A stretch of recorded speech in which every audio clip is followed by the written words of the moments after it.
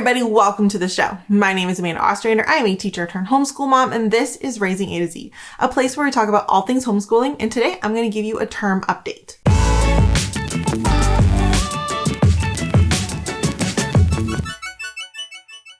So what have we been doing for the past several months in terms of our lives? If you have not been following on Instagram or TikTok, which you should, you probably don't know what's been happening, how our unit studies have been going, what homeschooling has looked like for us for the past several months. And I figured it's time to give you an update. So I don't think I've given you an update since before Christmas. So we're going to start in January. So sit back and I'm going to walk you through kind of how homeschooling has been going for us. So we started January with a writer's unit, and I picked a writer's unit specifically because I thought it would be really engaging. So we learned about a lot of cool authors.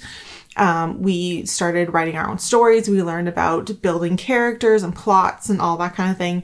And the reason I picked January is because I knew I could kind of go into February. I could do a little bit extra spacing there. Whereas normally I do 4 weeks, I went a little bit longer because I knew once you get into the process of writing without spending hours and hours every day on it, I didn't want to feel like we were rushing through it.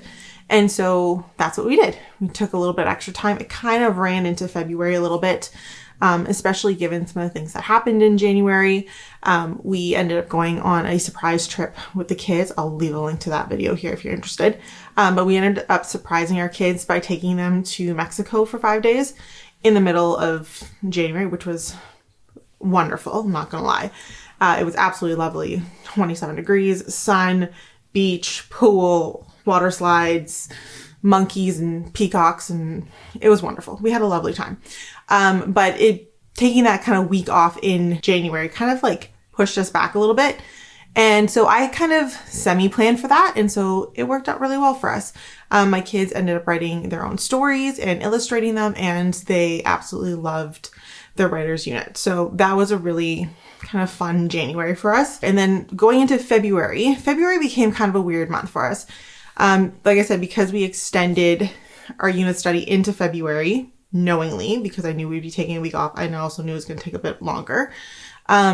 February kind of felt like it was dragging a little bit just because it was a longer kind of stretch. But we also had some like things happen in our family at the time. And so that was kind of like this dark cloud that kind of happened. My father-in-law, my husband's dad, went in and they found that he had liver cancer. And so basically they found it right at the end of January. I want to say it's like the 27th or 28th or something like that. So essentially all of February and early into March, we were doing a lot of like wait and see because it was a lot of testing and biopsies and things like that to see what was going to be the plan going forward. So for the kids, I don't think they fully noticed or understood, but he really wasn't doing well. He was going downhill quite quickly. And so unfortunately, like we were kind of preparing in a sense that like we might not have him around for a while. And so while we were doing kind of this writer's unit, my husband brought home all of these like books. Well, sorry, let me rephrase. I ordered all the books and he read the books to the kids. Different stories about like death and dying and losing your grandparents and the grieving process, because it was not looking very promising. So that was our February. We wrapped up our writer's unit. We were dealing with a lot with my father-in-law. We were visiting him a lot more, kind of waiting to see what was going on. But the kids kept going and they kept doing their lives and they seemed to be enjoying it. They did all their Girl Guides and they were doing gymnastics and choir and they were doing their best. I don't think they fully, being the age that they are, they didn't fully understand what the potential was. And I don't think they fully understand what that is. So that was kind of where we were at. They were like, oh, Papa's sick and it is what it is. It was kind of a very dark time for us a little bit. Especially into March. So because of the things that were going on, rather than doing a unit study, we decided to do and try out Brave Writer. So I have a whole review on Brave Writer if you want to know all about it. It came out of this kind of time period. So we did a novel study on Brave Writer instead. And first off, it was a huge hit. Highly recommend the program. But it was kind of a nice, like it was an upbeat book. There was a lot of fun. The kids enjoyed it. And so we kind of focused on this like reading aspect and like chilling a little bit in terms of like heavy duty schoolwork. And that brought us like from whenever we finished our writer's unit in February until basically the end of March, because we had spring break. And while like we are homeschoolers and we don't have to follow the school schedule, my husband is a teacher, so he ends up being home, and it just ends up being a week of slightly different schedule because dad's home, right? And like I said, we were also, again, still dealing with my father-in-law. We were getting more and more test results. He was getting sicker and sicker and sicker. He was put on a pain pump. Like things were getting bad. And basically by the end of March, we got the diagnosis that it was terminal, it was spreading, and that without treatment, we wouldn't have him very much longer. And there weren't many treatment options. They basically said, we're going to give you a trial of this one immunotherapy drug and hopefully see what happens. And so that kind of started at the end of March, but it was not looking very good, and life was a little bit chaotic. And so my husband ended up taking stress leave. He was off for almost 2 months. And so that did kind of throw the rest of our year, not off, but it did change things a little bit. So right at the end of March, my father-in-law started taking his immunotherapy drugs and doing that treatment and seeing if that was going to work. My husband took stress leave, and we went into April. Basically, April started with Easter. Easter was like the first weekend in April, I believe. And my kids sang their Easter concert, which was wonderful. Alexi did a phenomenal job on her little solo. They had so much fun. And then we had already wrapped up all of our like holiday unit study that we had been working on. We wrapped up, because that was like throughout the year. We had wrapped up our novel study. And so then we got into kind of back into the routine of doing a regular kind of 4-weeker unit study. And we did rocks and minerals. That was fantastic. If you are one of our YouTube members, I did do a whole video on like the unit study process and like how that looks. And if you are one of those members, you can attest to the fact that like I don't sell rocks and minerals very well, because to me it is probably one of the most dull topics out there. My kids asked to learn about it, so we did. I can't say that I find it very interesting, but we did it and it's done, and we learned some stuff along the way, which was the goal, right? Opening their eyes, introducing them to new topics, new things. Will I be doing rocks and minerals again? No, I will not. But it is what it is. I just find like there's only so much you can do with rocks and minerals. Like anyway, without like having like tons of equipment, there's only so much you can do. Things didn't quite work out the way I had hoped. Like we did things and it worked, and the kids thought it was great, but in my head it was like, eh. And then like even like little things, like we did go to Dynamic Earth here in Greater Sudbury, which is like a science center dedicated to rocks and minerals and mining. And the day we went like in the middle of the week. There happened to be a school there, and it's not a very big science center. So like the kids were overrun by like grade 7 and 8 kids. Like, so 12, 13-year-olds were running all over like the kids play area and stuff. And then, so they were like a little overwhelmed, and then they canceled the like certain tours because it was a school day. Like it was just like, we had fun and we can go back. We do have a membership and all of that, but it just didn't work out quite the way I had hoped, envisioned in my brain. But anyway, we did do rocks and minerals. The kids did love it. They thought it was interesting, which I guess is the only thing that matters, right? So we went through all of that. Then we kind of come up to May, and May was kind of this like really interesting turning point for us. We had a fantastic May, incredible May in many, many senses of the word. We did a bird unit, which I'm going to be sending out to my members really soon. We're going to talk about everything that we did for building the bird unit, books we used, resources we did, activities we did. But if you follow on Instagram, you know that one of the things we did was we hatched chickens. I have a friend who owns a farm, and she does like a hatch program. And so she sent us a batch of eggs in an incubator, and we hatched them out, and have been living in our house for a while. They've just gone back. But that was the highlight of the month. So we kind of had this like fun of like this new beginnings, and we watched these chicks grow and hatch, and we candled them, and then like we befriended some of them and raised them, and it was highlight of the year so far. Like the amount of learning we did just from that activity was mind-boggling.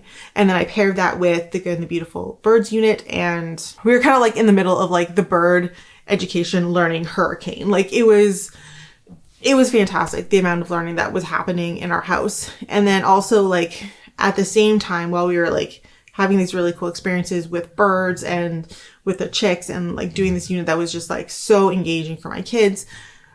We are also getting some really good news from my father-in-law, who was responding really well to the immunotherapy, which the doctors didn't really sound hopeful for when they started it. And he's a different person now, like fully a different person. Like I said, in March, I didn't think he would see June. I didn't think he'd see the summer because he was just going downhill so quickly and was in so much pain. He was basically just so unwell. And now he's like back to normal. So while we are still waiting for results, essentially, and we do know that the immunotherapy is not curative, basically the hope is that the immunotherapy will get him to a point where he has cancer, but it's not growing. And so it just is what it is. And so he's kind of at that point where he's living his best life again. He's up, he's walking around again. He's not taking pain medication anymore. It's been wonderful. So kind of over that 2 months, we went from like dark, preparing possibly for his funeral to like, oh, he's got a whole new lease on life. So that was kind of the nice thing about May, is we moved from this really dark time where we're like really unknown, kind of leaving us up in the air as to like what we're doing, how we're going to move forward, to like really being excited that he's doing really, really well. And so we're just, again, still enjoying the time we have and spending extra time and all that, because we don't know fully the results and how long they are going to last and how long he's going to be well. But we're going to take every day as it is. He's doing incredibly well. The kids loved the bird unit. And basically now it's June. And my husband has gone back to work. So his stress leave is over. He's gone back to work.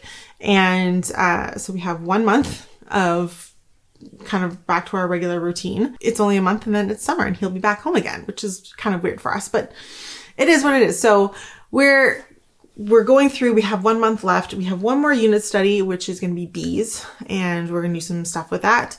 And it's kind of an interesting month because like a lot of our fall and winter activities ended at the end of May. So Girl Guides ended at the end of May. Gymnastics ended at the end of May. Choir actually ended a few weeks after Easter. We had another performance like 2 weeks after Easter, but like once that was done, we were done. So while we still have co-op, for the most part, our activities kind of wound down. And since my father-in-law wasn't well, we didn't really make any plans to go anywhere for the summer. So we were like, what are we going to do for the summer? And so we decided to try some new things. So the kids are doing soccer, which we always do because our local soccer program is fantastic. And by fantastic, I mean ridiculously cheap and only 5 weeks. And so we love it because basically it runs the last week of May until the end of June. They do 10 games. It's $30 a kid. They get their jersey, their jersey and their shorts and their socks. And they play soccer for 10 games and then we're done for the rest of the summer. So that's what we're doing right now. It's the focus of June is soccer. And then for fun, because we figured we're not really going anywhere this summer, we're not really doing anything too big. It would be nice to have an activity to do during the summer to get us out of the house. Because like I said, a lot of our other activities are gone and we live outside of town. So that's the other thing. It's like, it's not a quick zip into town to do stuff. So we're like, maybe we could try something fun. And so friends of us invited us to try jiu-jitsu with them. And so they do offer a homeschool jiu-jitsu class. And so we've started doing that and my kids love it. Alexi loves it, but like Zoe loves it. She got her first pin the other day, which was kind of nice. And so it's just going really, really well. And we're going to just continue on. Like I said, once June kind of wraps up, we are year-round homeschoolers. We just kind of shift into a summer schedule though, because dad is home and dad is the more spontaneous family member out of the two of us. And so we just need to have a little more flexibility over the summer for dad to be spontaneous. So that's how the last couple months have been going. That's what homeschooling has looked like for us here.